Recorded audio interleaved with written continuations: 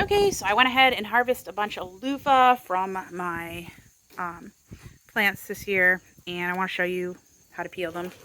So I've got this one. When they're a little bit more yellow, they're a little bit easier. If you've had like a bunch of dry days, it's good to peel it when they've been really dry. We had rain a couple days ago. I feel like it's pretty wet.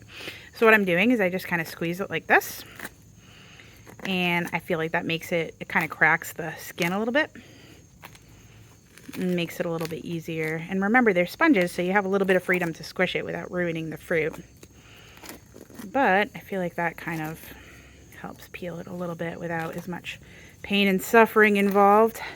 I may let a few of these sit out here for a day or two just to see if they dry up a little bit and get a little bit easier to peel. Once I'm done peeling the whole thing, I go ahead and put them up on this here. This is actually our old guinea pig cage.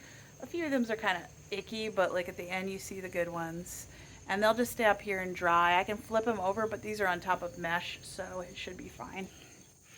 But yeah, so you just gotta wait for them to dry, and then you can shake all the seeds out for next year's harvest, and cut them up into the shapes you want.